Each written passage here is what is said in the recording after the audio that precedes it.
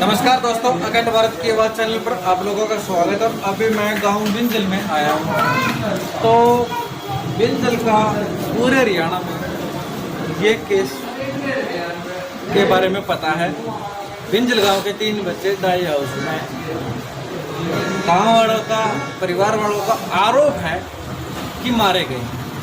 जैसे कि मैंने साथ ऊपर दिखाए, जब लाठीचार्ज हुआ, पानीपत प्रशासन की पुलिस ने, पानीपत पुलिस ने लाठीचार्ज किया बिंजल वालों पर, तब से अब तक ये जो यहाँ पे गांव के हैं, जो इस केस पे इंसाफ की गुहार लगा रहे हैं, वो यहाँ पर बैठे हुए अपना शांतिपूर्वक अपना धरना दे रहे हैं। तो मैं यहाँ पर, काफ़ी सारे लोग हैं यहाँ पे, तो मैं उनसे बातचीत कर लेता हूँ। और कल अमर उजाला के पेपर में एक खबर आई कि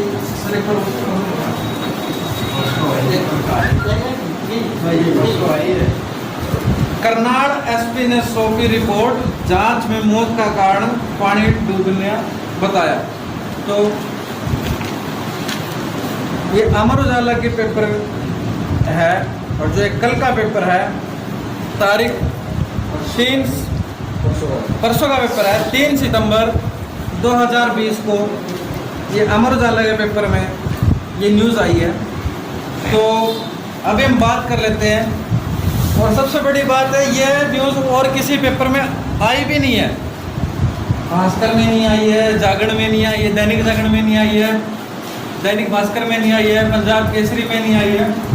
only one this paper, news paper Amar Ujala, जिसमें ये रिपोर्ट, ये न्यूज़ आई हुई है। तो यहाँ पर हमारे साथ काफ़ी सारे लोग जुड़े हुए हैं। पहले इनसे बात कर लेते हैं, क्या कुछ है पूरा मामला।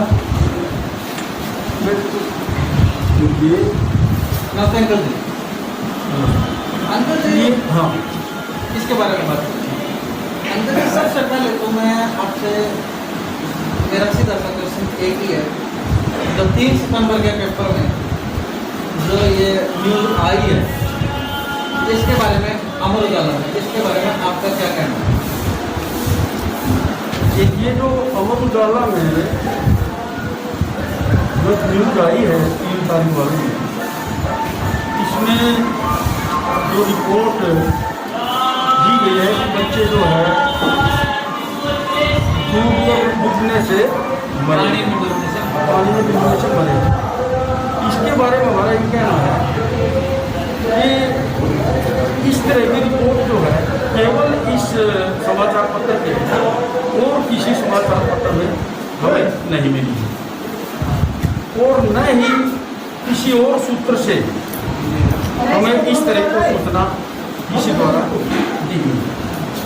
दूसरा, हम ये कहना चाहते हैं कि ये रिपोर्ट 3 तारीख के अमर उजाला में आई है, इसमें जो ये फोटो जो है, जो जाम की फोटो जो दिखाई गई है, ये पेपर नहीं है, हाँ ये पेपर, हाँ ये है जो दिखाई गई है, ये फोटो भी गलत है।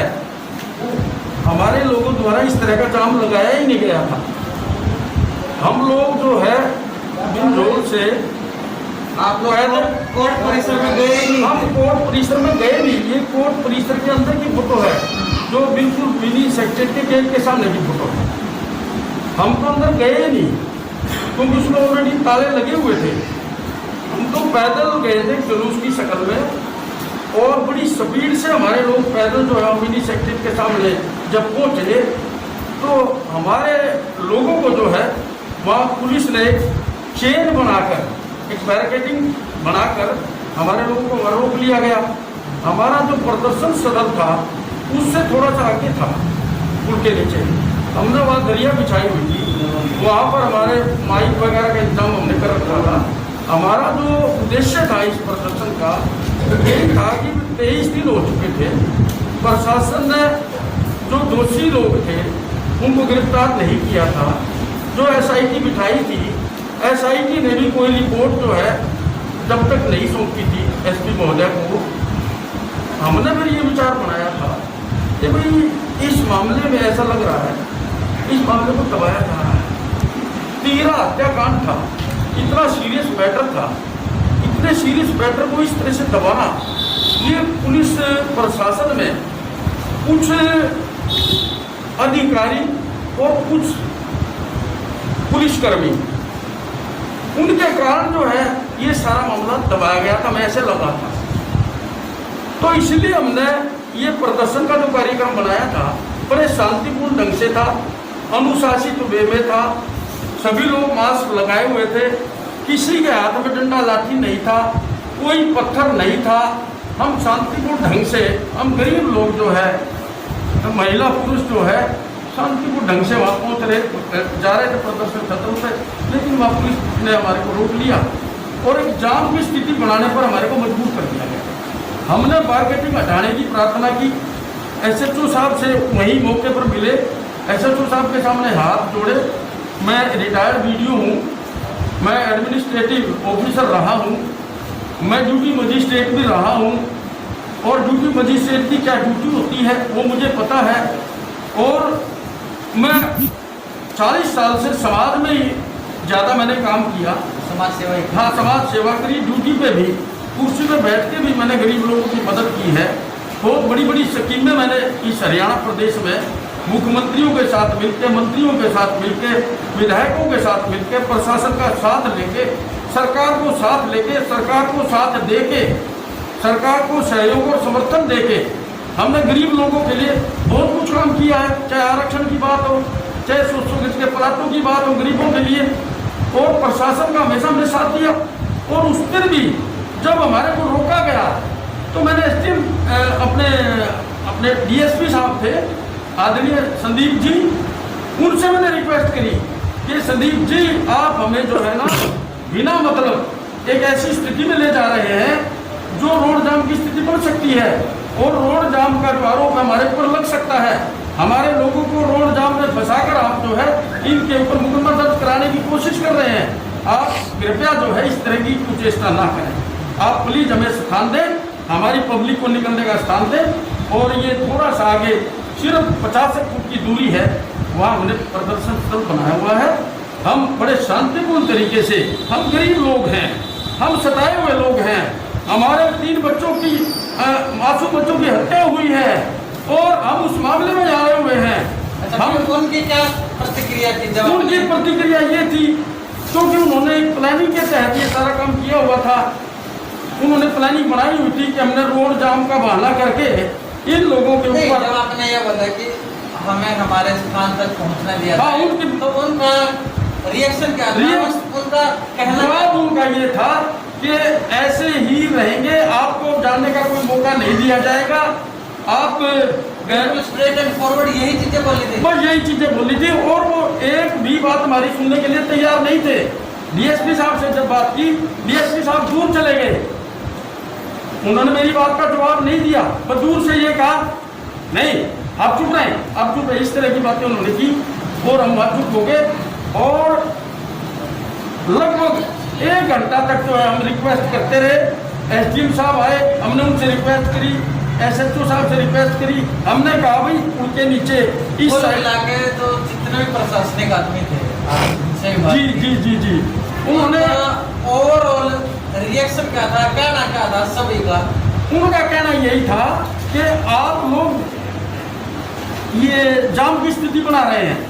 हमारा कहना ये था कि जाम की स्थिति आप बना रहे हैं, आप बनवा रहे हैं, आप हमें पुल के नीचे जाने का रास्ता नहीं दे रहे हैं। जब रास्ता नहीं मिलेगा तो क्या होगा? हमारी औरतें थी, हमारे बुजुर्ग थे, हमारे लोग तो पैदल गए थे, और जब रास्ता नहीं मिला तो वो बैठने पर वहाँ मजबूर हो गए, और हमारे लोगों के हाथ में कोई लाठी नहीं थी, कोई डंडा नहीं था। ये इस तरह की वीडियो बहुत है, हम वीडियो दिखा सकते हैं। नहीं, मैं भी वहीं पे था, मैंने वो चीजें वो कोई पथराव नहीं हुआ, हमारे लोगों ने कोई पत्थर नहीं मारा। अच्छा, लाठी चार्ज के बाद अच्छा नहीं, पहले तो थोड़ा सा आपको और बता दूं कि जब इस तरह की बातें प्रशासनिक अधिकारियों से कर रहे थे, हमारे आदरणीय अंडरटेनिंग IAS SDM लगे हुए यहाँ पर, वो जब आए साथ में हमारे आदरणीय तहसीलदार साहब आए, हमने उनकी पूरी रेस्पेक्ट की। आइए सर, बात करी है। उनसे बात जब चल रही थी, बात चलते चलते उन्होंने कहा भाई आप क्या चाहते हो। हमने एक ही बात कही थी उनको, मैं एसडीएम साहब हमें दोषी लोगों की गिरफ्तारी चाहिए। ठीक बात है, रिपोर्ट मिश्रा रिपोर्ट आती रहेगी, डाकम रिपोर्ट आती रहेगी, उनको गिरफ्तार कर लो और जांच करो, और जांच में अगर वो दोषी पाए जाते हैं तो अगली कार्रवाई करो, नहीं तो उनको छोड़ देना।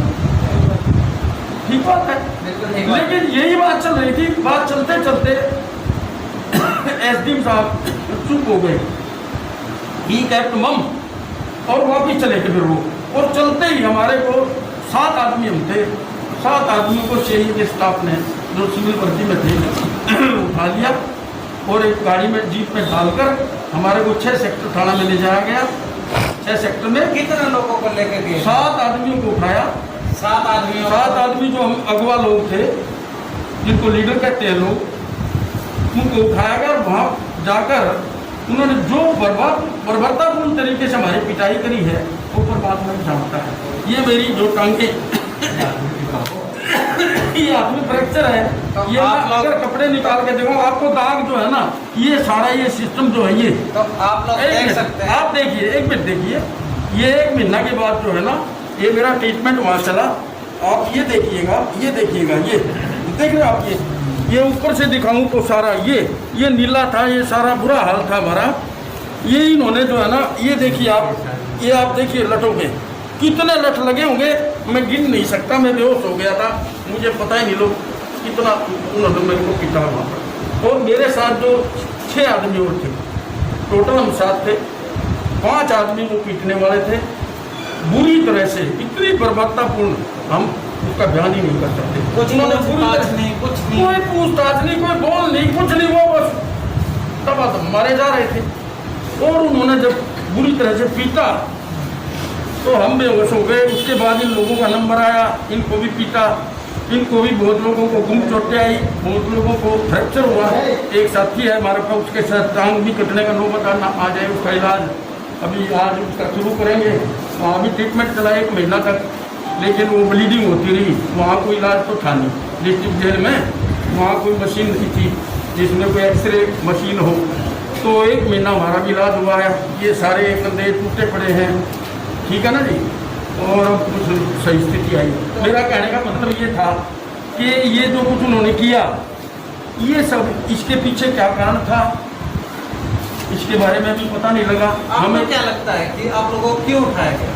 हमारे को इसलिए उठाया गया था कि उन्होंने जो प्लानिंग बना रखी थी कि इस केस को दबाने के लिए केवल एक ही तरीका है, जो लीडर्स हैं उनको बुरी तरह से पीटा जाए ताकि वो अपना मुंह बंद कर लें, और जो ये केस है, ये केस इसी तरह से दबा दिया जाएगा। इस केस के बारे में ये साइलेंट हो जाएंगे, यही मेन कारण तो यही था। लेकिन लाठीचार्ज के बाद तो ये केस और हाईलाइट हो गया। हाईलाइट हुआ, और हाईलाइट होने पर जो हमारे गृह मंत्री हैं अनिल विज जी, उनके संज्ञान में आया, उन्होंने SIT करनाल को ये केस सौंप दिया। हाँ, SIT करनाल उन्होंने बिठा दी। एक बढ़िया अधिकारी हैं हमारे, अपने आदरणीय हैं अपने बोरिया जी, SP साहब हैं वहाँ पर, बोरिया जी, उन पर काफ़ी विश्वास है, बहुत अच्छे अधिकारी हैं। और SIT में कौन अधिकारी लगाए गए हैं, मुझे इस बात का ज़्यादा पता नहीं, दून साहब को लगाया गया है। लेकिन हम ये कहना चाहते हैं कि SIT जो बनी, मुझे ये भी पता लगा है जो स्पेशल इन्वेस्टिगेटिंग टीम जो थी ना, वो गाँव में मेरे ख्याल में आई ही नहीं है। ये भी लोगों ने बताया यहाँ पर, तो जेल में थे। जैसे हमें पता लगा है जो टीम है जहाँ पर ये जो वीकेंड है जो लड़ाई होता है वहाँ पे तो गए, वहाँ पे तो काफी बार गए हैं। एक ही बार करनाल SIT सिर्फ एक ही बार आई, वो जब भी वहाँ पे कोई भी सदस्य नहीं था, सारे करनाल जो SIT की जो टीम आई थी तो सिर्फ एक ही बार आई है, वो भी हमारी गैरहाजिरी में। हम विज साहब के पास गए हुए थे मिलने के लिए, हमारी गैरहाजिरी में। अनिल विज के पास गए थे? हाँ, अच्छा, हम यहाँ नहीं थे, उसके बाद आई थी वो। कि भाई वहाँ पे आई थी हमारी गैराजरी में, यहाँ पे कोई भी मुख्य व्यक्ति नहीं था ताकि हम लोगों को गाइड कर सके। तो एक ही बार आ गए, उसके बाद कोई नहीं आया। उसके बाद कोई नहीं आया। तो मैं यही कह रहा था कि SIT टीम को, अगर SIT टीम को आना था तो पहले इन्फॉर्मेशन हो जाती, तो जिम्मेवार आदमी आ रहे थे, भागे ये लोग जो है ना भागदौड़ कर रहे थे इधर उधर, क्योंकि हम लोग तो अंदर थे। तो मेरा मानना ये भी है सर, जैसे आप प्रशासनिक आदमी भी रहे हो, जो सर काम प्रशासन ने करना है वो तो प्रशासन ने करना है और अपने तरीके से करना है। वो अलग बात है। यदि मैं सोचता हूँ कि भाई मुझे वहाँ पे उपस्थित रहना है, प्रेशर नहीं बनेगा। वो जिस तरीके से उन्होंने अपना काम करना है उसी तरीके से अपना तरीका हो सकता है, टीम का अपना तरीका हो सकता है। उनको ज़्यादा आदमियों से पूछना है या कम आदमियों से पूछना है, साइड पे वो जाना अपने है, आप वो डिसाइड करेंगे। ये उनका अपना काम है, हम इस पे ज़्यादा इंटरव्यू नहीं करते। उन्होंने जो किया वो ठीक किया। हम तो ये कहना चाहते हैं कि जो ये रिपोर्ट आई है अभी डूबने वाली, इसके बारे में जब तक रिपोर्ट के नाम देख लें, डाइटम रिपोर्ट है, मिश्रा रिपोर्ट है और दूसरी रिपोर्ट्स हैं, जब तक वो हमारे सामने नहीं आ जाती, और रिपोर्ट की जो ये रिपोर्ट इसमें आई है, अखबार में आई है, इसके बारे में कोई जिम्मेवार अधिकारी से बेस सूचना ना मिले तब तक जो है हम इस रिपोर्ट को मानते हैं। अच्छा, एक मुझे ये भी सुनने में आया था, क्योंकि सुनने में काफ़ी चीज़ें आती हैं ऐसे ऐसे केस में, मुझे एक चीज़ सुनने में आई थी कि जो 3 बच्चे हैं इनकी ये मांग है कि भाई 50-50 लाख रुपए इन तीनों घरों को दे दिए जाए, तो ये केस को क्लोज किया जा सकता है। ऐसा कुछ ऐसा मुझे सुनने में आया था, क्योंकि अफवाहों को दूर करना ही हमारा काम होता है। ठीक है, आपने सुना ये अफवाह थी क्या थी, मुझे था कि मैं जब भी पहुंचूंगा तो मेरा ये क्वेश्चन प्राथमिकता तौर पे लिया जाए। इसमें ऐसा है, एक चीज तो हम चाहते हैं, ये जो 3 परिवार है ना, ये निहायत गरीब है, हैंड टू माउथ है बिल्कुल। हाँ पता है सर, मुझे आपको पता होगा। हाँ एक रिक्वेस्ट हम करना चाहते हैं कि सरकार जो है ना, हाँ सरकार इनकी आर्थिक मदद करे, ये तो हम चाहते हैं। लेकिन साथ में जो प्रायोरिटी हमारी है ना, प्रायोरिटी हमारी न्याय की है। बच्चों को न्याय दिलाओ, और बच्चों की न्याय की लड़ाई हम लड़ेंगे, ये आखिर तक लड़ी जाएगी। ये नहीं है कि भाई इस तरह अखबार में आगे क्यों बैठ के ऐसे बैठने वाले कम नहीं है, क्योंकि ये शुरू ही लड़ाई बच्चों के न्याय के लिए होती, और इसका एंड भी जब तक न्याय नहीं मिलेगा तब तक नहीं। आर्थिक मदद की बात है, सरकार को कम से कम 20-30 लाख रुपए लोगों को आर्थिक मदद जरूर देनी चाहिए। ये सरकार का काम है। वो इच्छा है, न्याय की लड़ाई अलग है, इनकी इच्छा नहीं, हम चाहते हैं।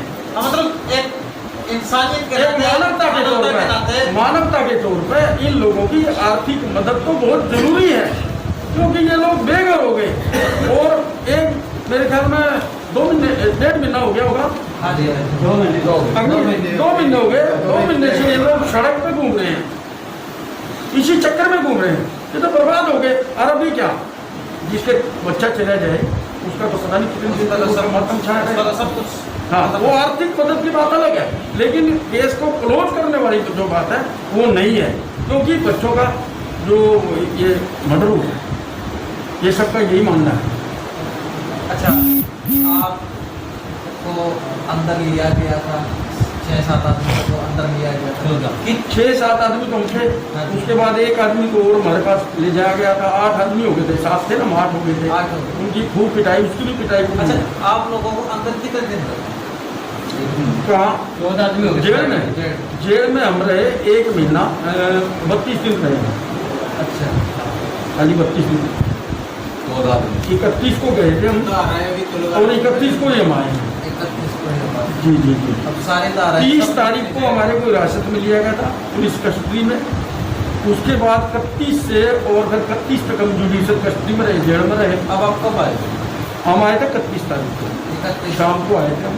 31 अगस्त को आए। हाँ जी, 31 अगस्त को आप आए। हाँ जी।